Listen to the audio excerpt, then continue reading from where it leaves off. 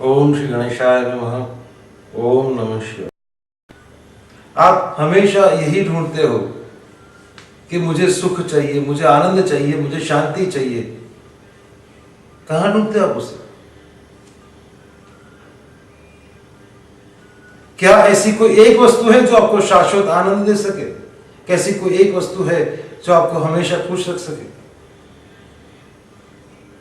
कदाचित नहीं। आप नहीं बता पाओगे, क्योंकि जिन जिन चीजों में आपने अपनी खुशी ढूंढी है, वो चीज आपने हासिल करने के बाद हमेशा आपके मन में यही बात आई है, ये तो ठीक है, अब मुझे कुछ और चाहिए। भूख बढ़ती जाती है, समझ में नहीं आ रहा है कौन सी चीज मुझे खुश करेगी। तो फिर यह आनंद कहां मिलेगा? जैसा कि मैंने आपको बताया, आपका मूल स्वभाव, आपकी मूल प्रकृति आनंद की है, और यह आनंद आपके भीतर है। यह आनंद आपके अंदर रूहे परमात्मा के उस अंश का है जो नित्य आनंद स्वरूप है।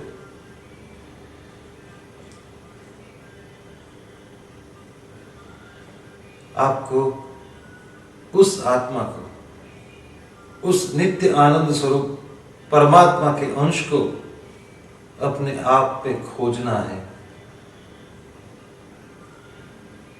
क्यों? क्योंकि आप पूर्ण रूप से उस आनंद को कहीं और ढूंढ रहे हो।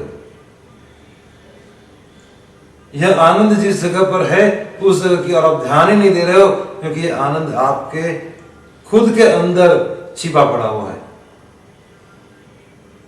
और उससे ढूंढने का जो प्रयास है, उसे ढूंढने की जो प्रक्रिया है, वह है आपका आध्यात्मिक जीवन।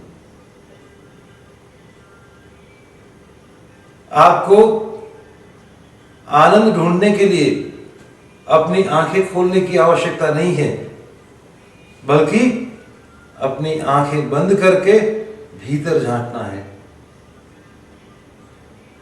आपके भीतर पड़ा है आनंद का वो अजस्र स्रोत,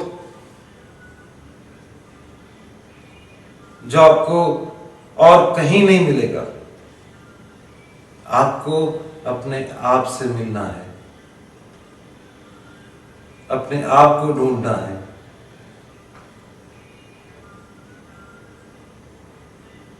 आपका वह स्वरूप जहां आप अपने अंदर स्थित आत्मा को, उस परम तत्व को जान लेते हो,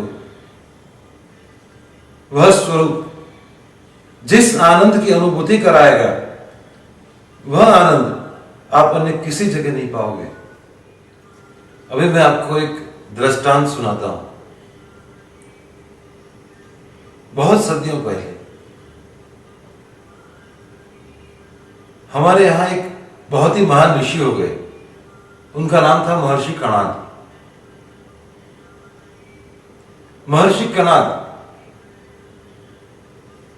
जो खेत में फसल हो जाने के बाद, फसल जब काट ली जाती है, उसके बाद उस खेत में जो धान के दाने पड़े रहते हैं, वो कण कण को वो चुनते थे, इकट्ठा करते थे, और महर्षि की पत्नी उसमें से आटा पीसकर खाना पकाती थी।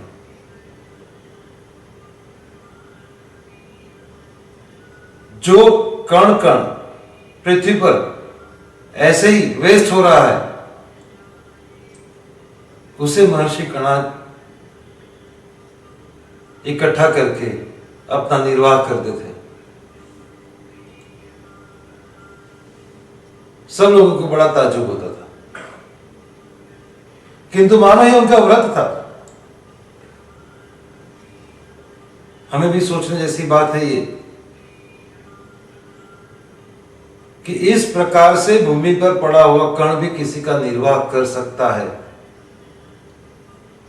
मतलब सोचो हम कितना वेस्टेज करते हैं।